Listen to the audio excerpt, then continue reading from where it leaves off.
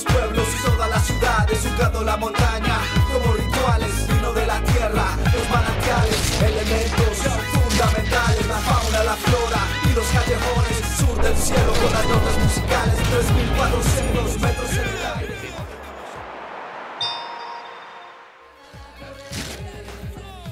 Hoy en Días de Campo, entrevista con Darío Fajardo. En el campo tiene memoria, la lucha campesina en el Sumapaz. Y la nota agraria, Asamblea Campesina en San Juan de Sumapaz.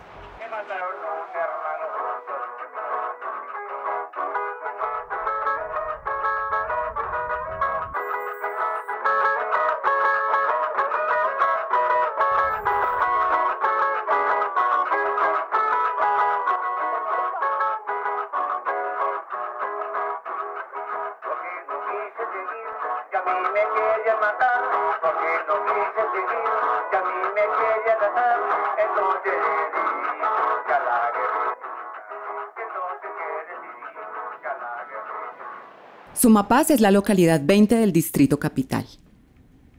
Ubicada al sur de Bogotá, su geografía comprende un área rural vastísima, llena de empinadas laderas, bosques de frailejones y espejos de agua.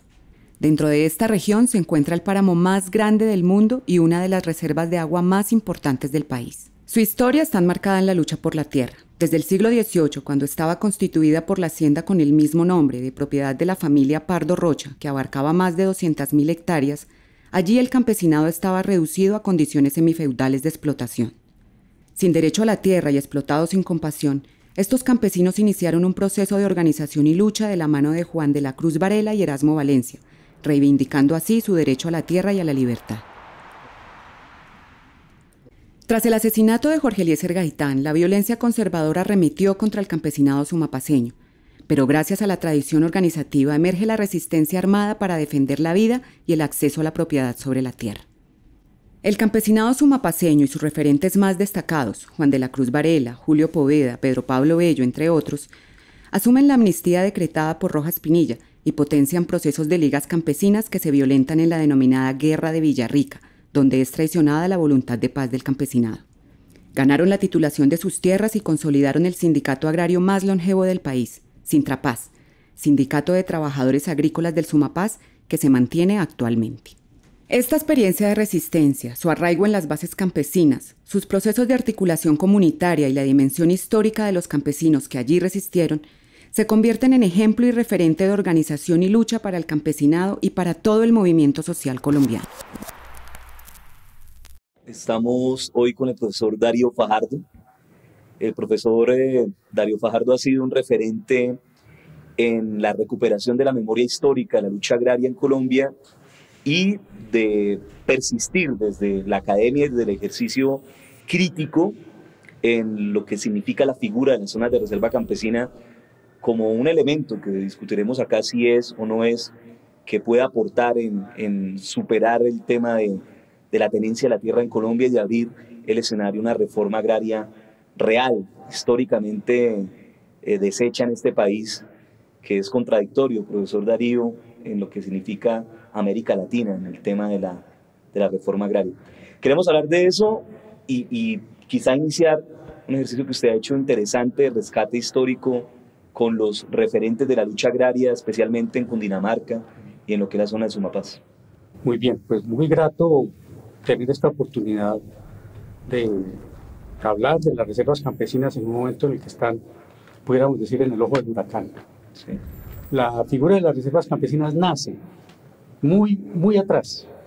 Es decir, nosotros tenemos un referente muy cercano que es la Ley 160 del 94, pero hay unos antecedentes que se remontan a los años 20, a mediados de los años 20, y nace una figura que ha estado acompañando la cultura campesina y la cultura política del campesinado colombiano desde entonces, que es la figura de las colonias agrícolas, que esa nos liga directamente con todos estos antecedentes, la figura de Juan de la Cruz Varela, la figura de Erasmo Valencia, todos esos años en los cuales el país estaba en un debate muy profundo. Y la emergencia también, profesor Darío, de la experiencia ya organizativa, política, de los trabajadores, como fue el Partido Socialista Revolucionario, que de alguna manera también contribuye a ese nuevo escenario político. Ese es como el digamos, como en ese crisol va surgiendo ese proceso de la organización sindical y política de los trabajadores, tanto, digamos, de proletariado petrolero, proletariado, digamos, agrícola y del campesinado. Y las idas y venidas de la economía en ese momento también van a dinamizar esto de una manera sorprendente, porque cuando se produce la crisis del 29 hay un descenso en la inversión. Muchos trabajadores que estaban vinculados, digamos, a este tipo de inversiones regresan al campo. Y es un campo muy complicado porque es un campo en el que todavía predomina mucho la hacienda, digamos, todas esas formas tradicionales de tenencia y de articulación, digamos, muy atrasada de los trabajadores a las haciendas. Efectivamente, esa dinámica del movimiento obrero alrededor de ese contexto político, económico, ¿cómo se relaciona o cómo contrasta, si se quiere, con la experiencia del agrarismo, que también surge en ese momento en el referente de Erasmo Valencia, por ejemplo, y que tiene impacto en la construcción de ligas campesinas en el Sumapaz y en la región del Tequendama cundinamarqués? ¿Había un punto de relación entre las dos experiencias? Sí, yo creo que es decir, esto queda, por eso me parece interesante tener en cuenta los puntos geográficos, sí. Porque uno dice Girardot y los navieros, pero también dice Biotá y también dice Tequendama, que son espacios donde se expresa la confrontación tanto con las formas de tenencia de la tierra arcaicas como con las formas de control del trabajo. Había que construir un mercado interno con base en la formación de un campesinado. Eso es muy interesante porque son, digamos, como fracturas dentro de sectores dominantes. Hay fracturas y fracturas que yo diría son estratégicas porque en el año 1926 se produce un fallo de la Corte Suprema de Justicia en el que establece que la propiedad solamente se puede asegurar si hay títulos válidos de la propiedad. Los grandes terratenientes liberales y conservadores llamaron esa norma la prueba diabólica, ¿no? Porque obviamente había que descalificar y poner olor de azufre en el movimiento social y político. Sí. Pero eso significaba que entraban en tela de juicio las grandes propiedades que se habían abalanzado sobre los baldíos de la nación, que será una de las peleas de los campesinos. Y la violencia que se conoce liberal conservadora a partir del asesinato de Jorge Eliezer Gaitán, y cómo impacta en las zonas agrarias. O sea, el tema del Sumapaz, por ejemplo, el hecho del levantamiento de estas ligas campesinas constituidas desde los años 20 y que en la perspectiva de sobrevivir asumen la lógica de la insurgencia, no insurgencia, sino quizá levantamiento armado. Sí. ¿Cómo ver eso y cómo se asocia con todo ese debate del tema de la propiedad en el campo? Un investigador y consultor del Banco Mundial muy interesante con el que hemos discutido, con el que se discutió todo lo de las reservas campesinas y de donde salió esta historia en gran parte. Y tiene una expresión que a mí me parece que es lapidaria, porque él dice: la tierra se controla para controlar la gente. Y cuando uno me pone a pensar, bueno, ¿eso qué quiere decir?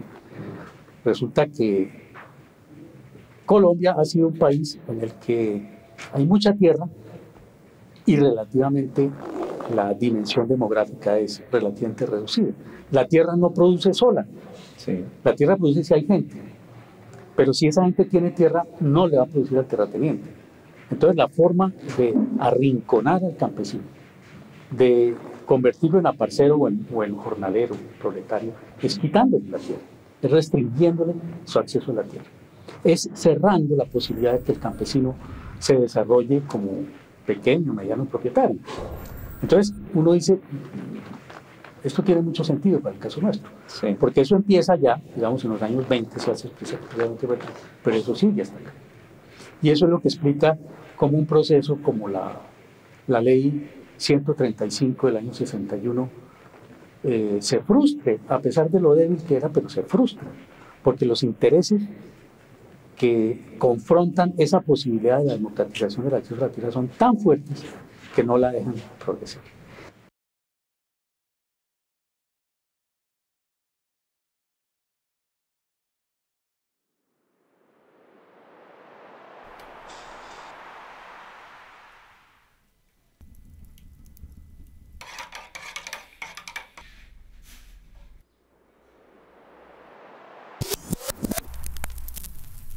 Juan de la Cruz Varela llega muy joven, desplazado también por la violencia. Sus papás habían sido desplazados por la violencia, venía desde Boyacá, y se asentaban en Cabrera. Viene muy joven, estaba estudiando, él estudió en una escuela que en ese tiempo se llamaba escuela alternada, porque unos días estudiaban los hombres y otros días estudiaban las mujeres, y solamente alcanzó a estudiar hasta el segundo de primaria. Su seriedad, su hospitalidad, su cumplimiento, una persona muy sociable, una persona muy servicial, bueno, muy... él vivía todos los días orientándolo a uno en el trabajo, en la lucha de los campesinos, en todo lo relacionado con el campo.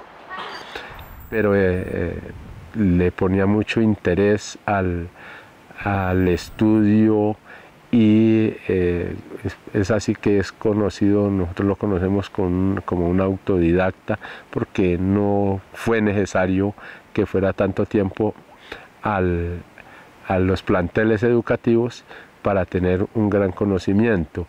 De ahí que se vinculó como trabajador y fue secretario de unas organizaciones de colonos en el Tolima, allí ayudándoles para que pudieran hacer sus escritos y hacer sus solicitudes a los gobiernos, y fue siendo conocido por su conocimiento, por su entrega, y luego junto con Erasmo Valencia, que era una persona que manejaba toda la parte legal, conocía mucho de las leyes, de los derechos, entonces fueron asesorando a los campesinos, y fue así que se influyó muchísimo para que se promulgara la Ley 200 y posteriormente fuera efectiva la titulación de tierras. Él era muy ejemplar, una persona que le decía a uno las cosas son aquí así, y para solicitarle al gobierno tiene que uno también tener idea cómo es que va a presentar la solicitud. Logró ser concejal de 7 municipios, logró ser diputado a la Asamblea de Cundinamarca, a la Asamblea del Tolima, y representante a la Cámara por Cundinamarca. De que él era muy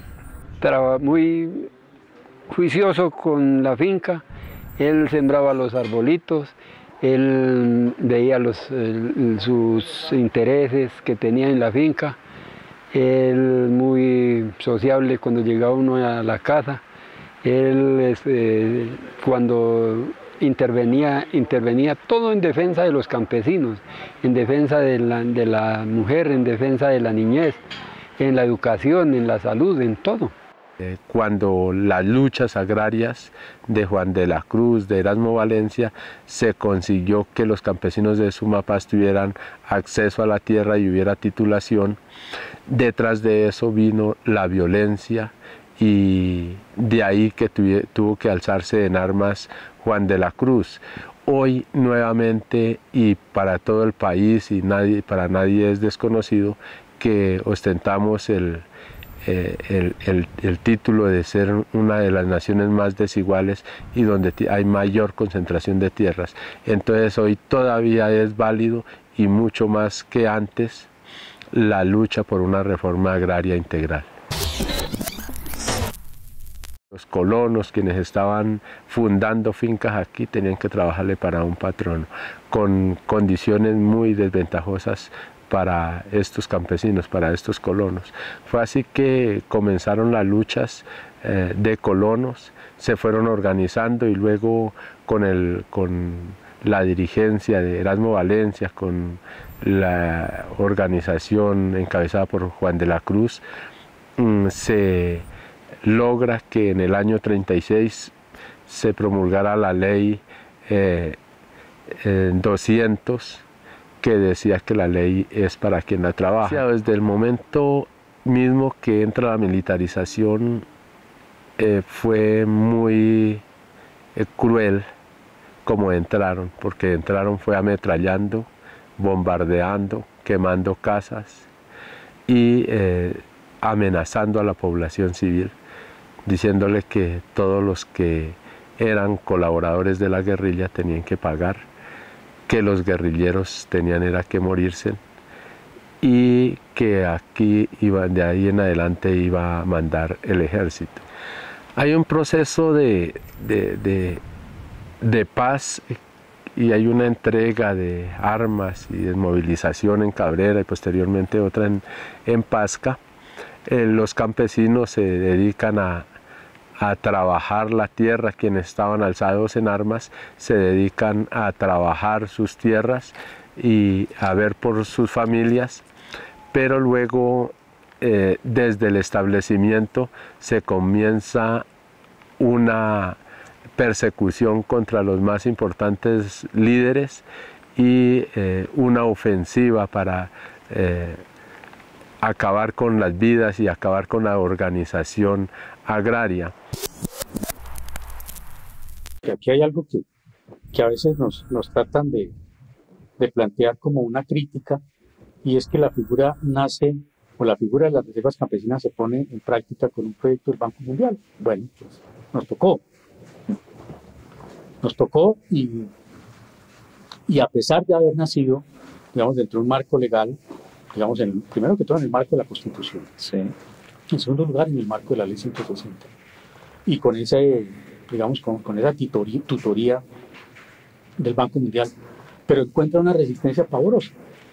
Es una resistencia, yo digo una cosa, hablando con mucha tranquilidad y con mucha franqueza, es obvio que desde una serie de sectores del poder se mire con tanto odio a las reservas campesinas. Para mí es completamente comprensible. ¿Por qué?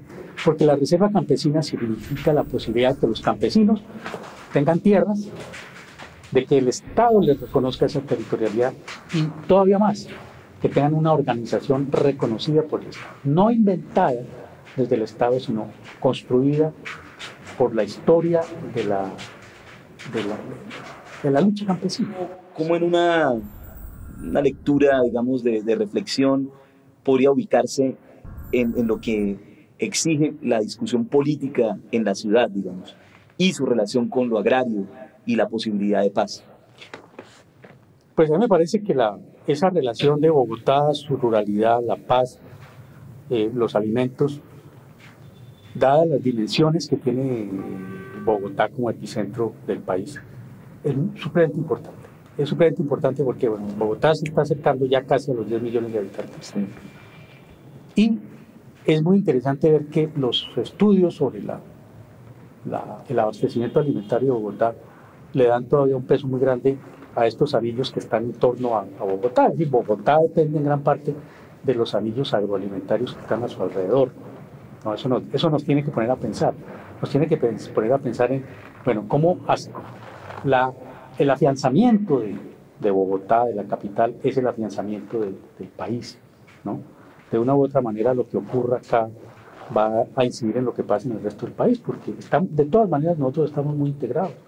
Muchísimas gracias por estar en Días de Campo, una propuesta de comunicación alternativa desde el movimiento campesino, también para dialogar con la ciudad. No sé, ¿quiere usted decir algo más? La felicidad que siento de que esto se esté concretando, la iniciativa de las reservas campesinas con toda la historia que tiene, para mí es como una culminación de vida muy, muy interesante, donde uno puede proyectar realmente un aporte, y un aporte que se siente que puede contribuir a la paz del país. Y creo que está en muy buenas manos.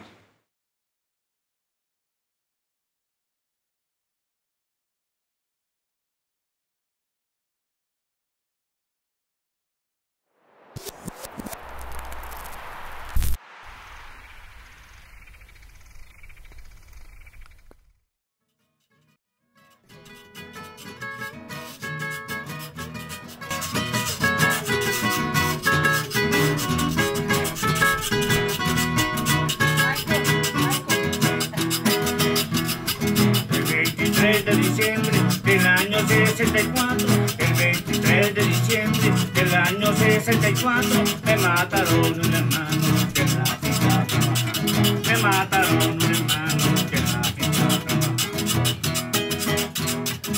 mí nunca se me olvida que lo que las tropas... El pasado 7 de febrero se desarrolló la Asamblea Popular del Sindicato de Trabajadores Agrícolas del Sumapaz, Sintrapaz. Con la presencia de la secretaria de Gobierno Gloria Flores y el representante del Alto Comisionado de las Naciones Unidas por los Derechos Humanos, Todd Howland, campesinos y campesinas de la región de Sumapaz dialogaron sobre las problemáticas de la región. La Asamblea Popular fue convocada para tocar 3 temas principales. Uno, precisamente el tema de derechos humanos. A finales del año pasado el Ejército Nacional nos detuvo a una serie de campesinos, trabajadores, gente honesta, gente que su único delito es trabajar la tierra. Y este año continuaron las detenciones con la detención de Prisciliano Sousa. Dentro de los detenidos de finales del año pasado está el edil Alexander Guzmán, hay varios directivos de juntas comunales, afiliados al sindicato. Uno de los temas nodales de la Asamblea fue la situación de la zona de reserva campesina. La militarización del territorio también preocupa a la comunidad sumapaceña por las constantes violaciones a los derechos humanos y al derecho internacional humanitario. Quinto, y obviamente como la más importante para la organización agraria y política de Sumapaz, ante el cumplimiento del Gobierno Nacional y del poder, se propone a la Asamblea declararnos como zona de reserva campesina de hecho y poner en marcha el plan de desarrollo de vida.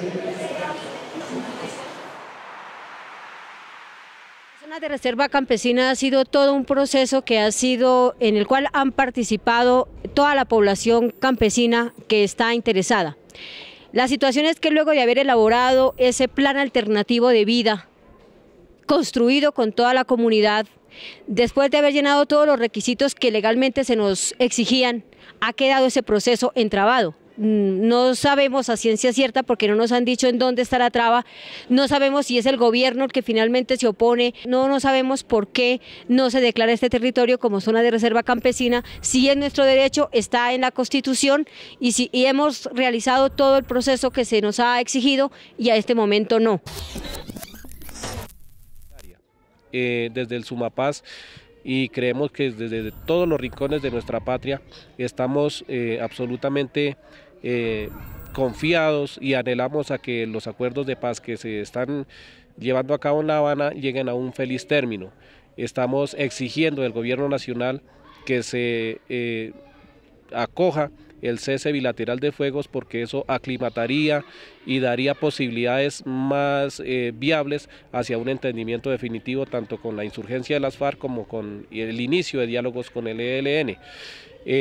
Yo creo que este pueblo colombiano ya no aguanta más guerras, ya son muchas las décadas, los años que vivimos en guerra y creemos que debe ser absolutamente necesario que el gobierno atienda la solución de los problemas y las necesidades de todos los habitantes de nuestro país, especialmente de las clases más desprotegidas.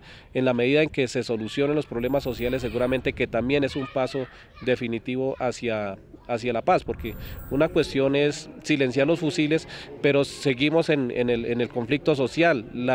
Este país tan rico en todos los aspectos es uno de los países más desiguales del mundo y eso creemos que es también uno de los ingredientes a que haya habido tanta violencia en nuestro país.